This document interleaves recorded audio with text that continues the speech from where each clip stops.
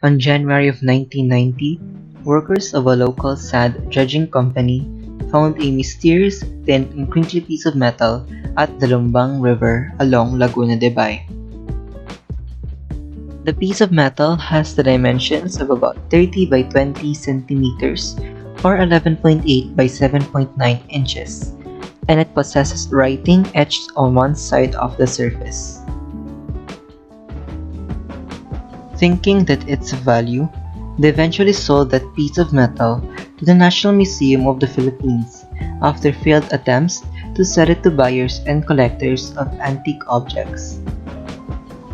Little did they know that this piece of metal is the key on the magnanimous change on the course of history of the Philippine nation. This is the Laguna copperplate inscription. As a disclaimer, please keep in mind that this topic only discusses about the early Tagalog culture in the Philippines. Hence, it is inaccurate to claim that this is generally the culture of the people living within the political borders of the country. The Philippines is a culturally diverse nation, and the culture and the customs of one might be different from the others.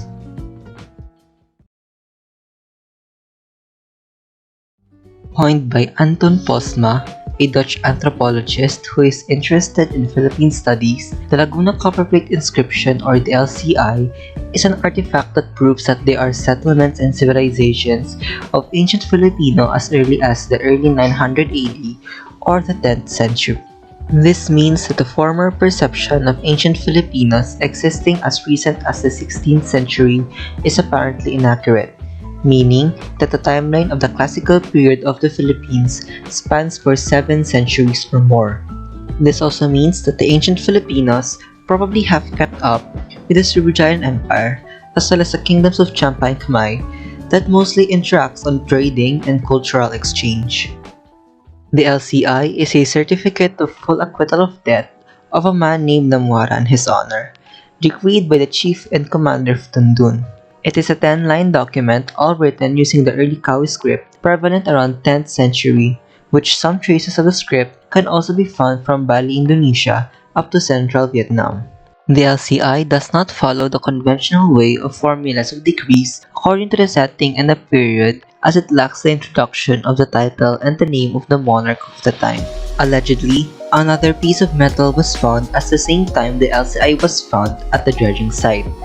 Thinking it is of lesser importance, it was scrapped and probably ended up at a junk shop. It is hypothesized, and also what I think, is that the other piece of metal is somewhat of a second page or continuation of the LCI, since the last line of the LCI abruptly ends mid-sentence. According to Posma, the said translation is considered as preliminary, where pending further research is intended. On the 21st of April, year 900 AD, Monday, Lady Angkatan and her relative Buka was given a special favor, a certificate of being debt-free, probably pleaded, for her father, his honor Namuaran, with the jurisdiction of the chief and commander of Tundun, who represents Jayadewa, the leader of Paila. This document was made by the Honorable Scribe, and the event of the making of the document was witnessed by the leaders, His Honor Kasumuran of Puliran, His Honor Ganashakti of Paila, I know, and His Honor Bishuruta of Binwangan. With the help of the others of the Chief Dewata, who represents the Chief of Medang, His Honor Namaran's family and descendants are also free of debt because of His Honor Namaran being a loyal subject to the Chief of Dewata. The LCI ends with a statement that the LCI was created when if someone doubts the authenticity of the acquittal of debt of His Honor Namaran, and the LCI ends mid-sentence. The discovery of the LCI is quite controversial, since its appearance and script used is native to the countries like Indonesia and not Philippines. In the past, there are some historical documents that are found fabricated and false, leading to the skepticism towards the LCI. These false historical documents are never given of examples by Posma, and personally, I haven't heard of these false documents among circles of cultural studies, except probably for the Code of Calanthiao. But according to experts, The LCI is proven authentic based on the obvious evidences of the appropriate use of the script and the language of the period. Minor details found in the LCI would be hard to be replicated by an untrained individual. I am particularly fond of a part of this video because I had utmost fun while reading and understanding the source, and I want to share the fun with all y'all. So this is the summarized version. Hector Santos is the proponent in converting the written date to the LCI from the Hindu system to the Julian system. He mentioned that one cannot convert the date right away since the locations of India and the Philippines are different, hence the time zones and lunar cycle are different. So to solve the problem, he made his own computation using celestial movements that are seen at the Philippine sky just like the people of the time. Keep in mind that the date written on the LCI is Shakawarshatita 822 Vaishakha Masading Jyotisha Chaturthi Krishnapaksa Somawara, or in English, the Saka year 822, the month of March-April, the fourth day of the dark half of the moon, Monday. Before I get to reveal the equivalent Julian date, we must understand how the Hindu calendar works. The Hindu year, according to Kasparis 1978, starts and ends when the first new moon appears after the sun enters the realm of Pisces, while according to Chakravarti 1975, whom Santos trusts more than Kasparis, it only starts at the appearance of the first new moon before the vernal equinox. Don't worry, the time of these two events coincide with each other.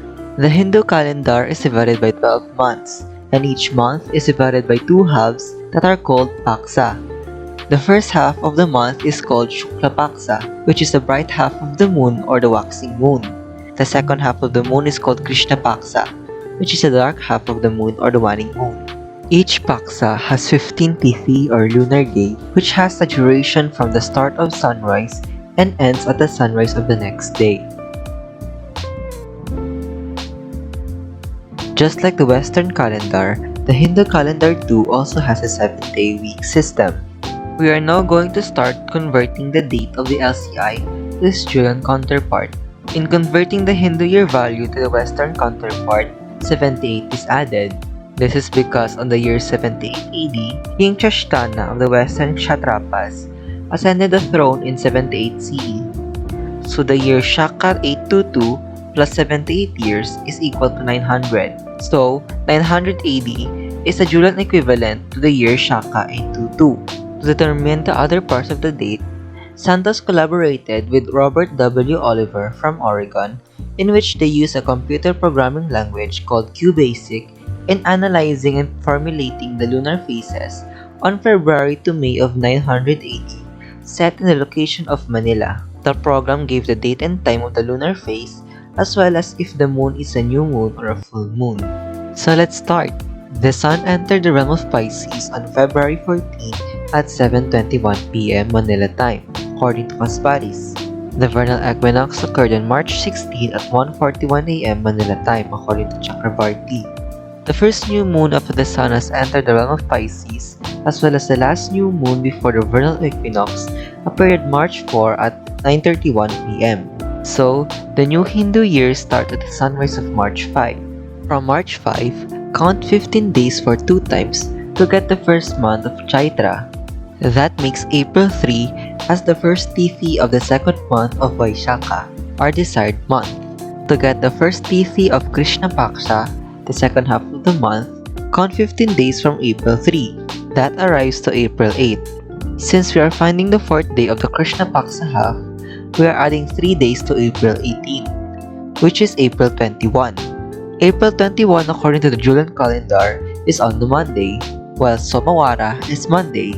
This concludes that the LCI was created on April 21, 980, Monday, or the commonly used Gregorian system, which is April 26, 980, Monday.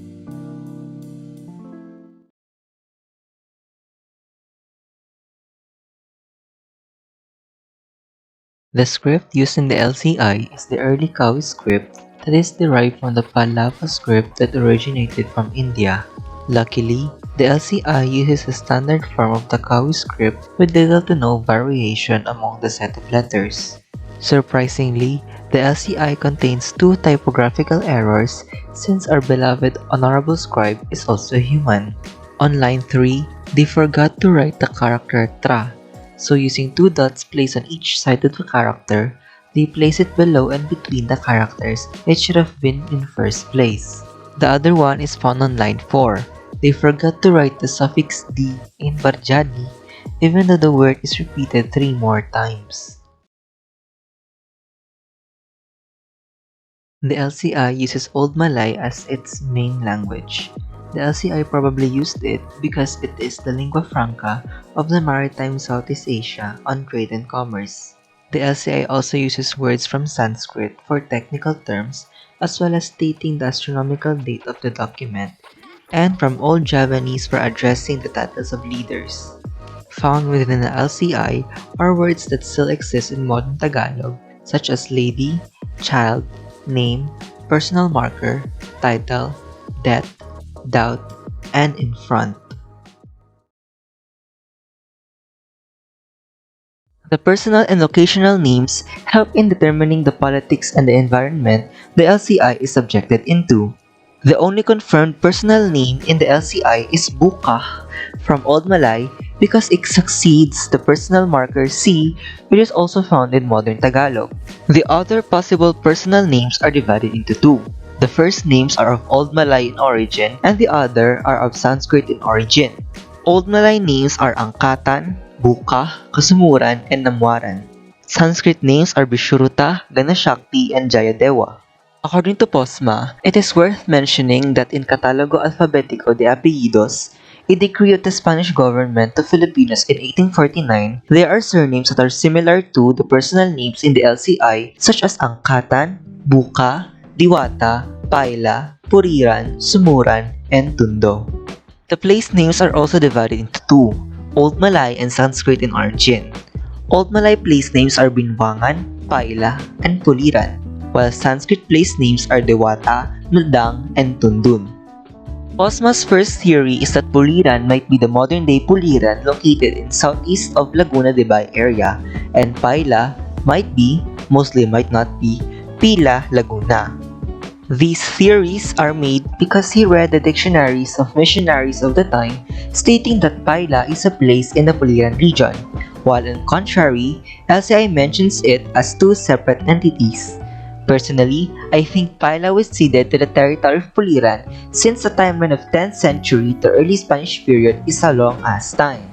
His second theory is that the town of Pulilan, Bulacan as Puliran is a strong candidate. After studying the maps of Bulacan, he found that the city of Paila, Bulacan is the LCI Paila since it is found along the same river just east of Pulilan. Just south of Bulacan located the barangay of Binwangan that might be the LCI Binwangan, while north of Bulacan located the barangay of Gatbuka, which sounds like Buka of the LCI, as Tundun is just south of Bulacan, located in the National Capital Region. Posma is confident that the people in the past used rivers as a transport way to such different places. The rivers are also connected to open seas where foreign traders probably entered the region. The use of coins is late in Southeast Asia in comparison to its South and East Asian neighbors. The creation of coinage started in the late 8th to the early 9th century at the Javanese state of Mataram. In the region, cowrie shells are the predominant currency, while evidence of the use of metal coins did not precede or accompany cowrie shells. Most Southeast Asian polities gain wealth from international trades, as in 500 BC there is a sudden boom in the trade of metals. As these polities trade, they also left cultural exchanges in which they adapted the Indian sciences to their local necessities. These Indian sciences range from writing systems, education, weights and measures, vocabulary, astronomy, law, religion, and politics. Early coins found in the Philippines and Indonesia fall into two classes. The first class are small, uniform, spherical gold coins called piloncitos. The second class are variated coins that are usually flat or cup-shaped and has a stamp on its reverse, which are called sandalwood flower coins. By the 10th century, Mataram traded with ancient Filipinos in Luzon where gold is mostly being produced. In these times, debt was being calculated using the Javanese weight value system. Most people use the Piloncito type, which has the dimensions of 6 by 7 millimeters and has a thickness of 4 millimeters and has a standard weight of 2.4 to 2.5 grams. The Javanese weight value names are divided into two. One is from Sanskrit and the other is from Javanese. The weight value names also have a corresponding abbreviation. The first is Kati, which is about 750 to 768 grams or on average 759 grams. Tahil is 1/20th of Kati, Suwarna is 1/16th of Kati, Dharana is 1/5 or 1/6 of Suwarna, Masha is 1/16th of Tahil or 2.4 grams, the weight of an earth bean or a mash bean. Terms onward are of Javanese in origin. Atak is a half of Masha. Kupang is 1/4 of Masha. Lastly, Saga is 0.1 grams, the weight of the seed of the Saga plant. In converting His Honor Namuaran's debt of 1 Kati and 8 Suwarna, the weight is converted into an equation. Since Kati is the largest denomination, it is skipped. The remaining weight value is 8 Suwarna, and Suwarna is 1/16th of Kati. So, 8 Suwarna is a half of Kati. If 1 Kati and 8 Suwarna is 1.5 Kati, the debt of His Honor Namuaran would weigh around 1,100 grams of gold. Posma, in his article, used primary and secondary sources to explain the LCI's socio-cultural environment. These sources contain information regarding ancient Filipinos during the 15th to 16th century. Personally, I intended not to include these in this video since it would be anachronistic. Like I said earlier, the timeline of the 10th century to the 16th century is the longest time, meaning society and culture of the 16th century might be different to the society and culture of the 10th century. These environments change through factors such as politics, nature, religion, military, and so on. Just like the Han Chinese, cultures of the Han Dynasty to the Tang Dynasty to the Ming Dynasty are probably different, and those span for a lengthy time, even though they are the same Han people. Another example is the culture of the Western 20th century. For just a century, a lot has changed from early to late periods. Obviously, 1910s is not the same as the 70s to the 90s. In conclusion, the Laguna copperplate inscription is fascinating as it single-handedly contains so much information on the culture of the 10th century Tagalogs. It's sad that we do not get to glimpse the other aspects of their culture such as music, arts, clothing, architecture, beliefs, religion, and mythology. So, if you see any YouTube video on conspiracy theories about the Philippines, and they included the LCI in the thumbnail or even in the content of the video, this ain't it. Again, the LCI is just a document stating someone of being debt-free, not really a conspiracy-worthy topic. I have included an additional source which is all about the purchase story of the LCI. Please check that out. Apparently, I can't find any papers on how the LCI was physically created.